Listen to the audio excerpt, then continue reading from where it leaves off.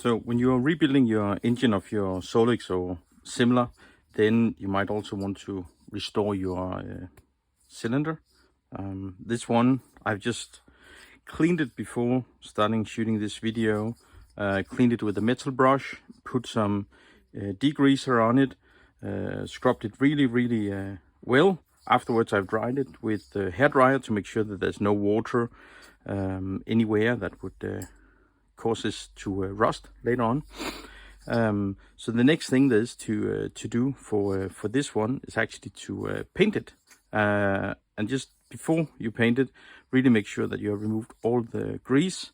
You can see here there is a bit of dirt that we should scrape out and clean before we start to paint it.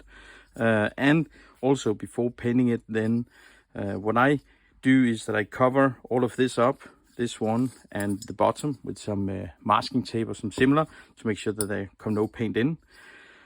When it's painted, then we will have to just make sure that there are no rust and no dents in here. We're going to use one like this and drilling machine, putting it in, and then taking a few rounds with that, and then the cylinder should be as good as new.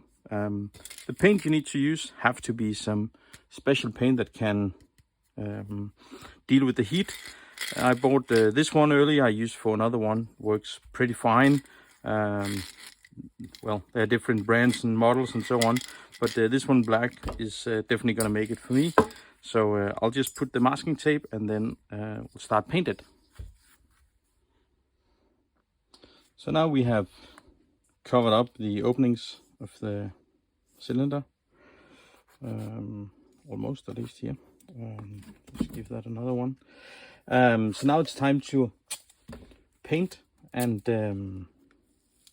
as I said before, you need to use some special paint for that can resist the heat. I showed another one before, but I also have this one that I'm going to use for this cylinder here. There's not a lot left in the other one, and I don't want to mix two different paints and risking that it's going to peel off after. So now all the openings are sealed. As you see, the masking here around is not perfect, but it doesn't matter. It doesn't matter if there come a little bit of paint on the border. We're going to clean that afterwards. So let's give it a go.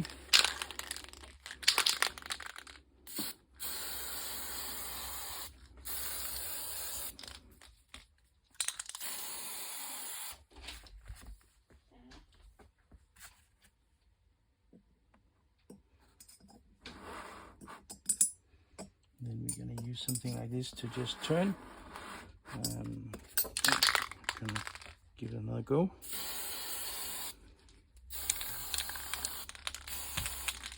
And then we'll just let it dry here until we give it second layer.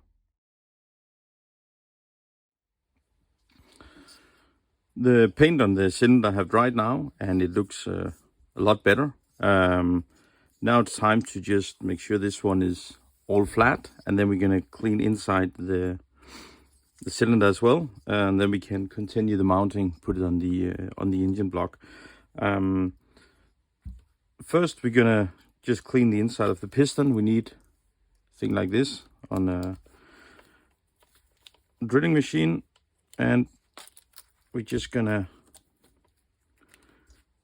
put it in here, and then we're gonna make it turn around and then push it in and out a little bit, just to remove any scratches or stuff that might be inside the cylinder.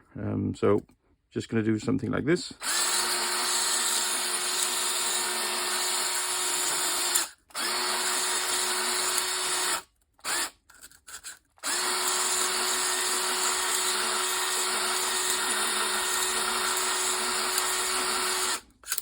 And should be all good. Next thing is we're gonna make this flat, and for that we need some sandpaper. We need something that is all flat, and then a bit of oil on this one. So we're gonna put some WD-40 here, then gonna put this one here, do it like this.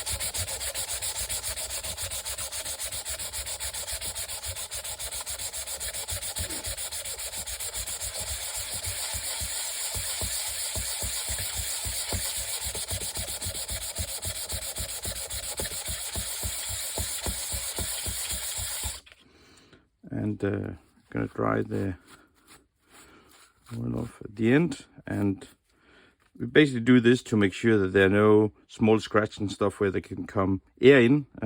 We want to make sure that it's completely sealed. When we put it back on, of course, it's a bit more difficult to do here because you need to make sure that it have the same level everywhere, and we can't do that with this one here. So I'm not gonna do it up here, and the same here. I'm not gonna try to do it with sandpaper here either. I'm just gonna trust that it's gonna work. So now the cylinder is ready to be mounted back on the engine block.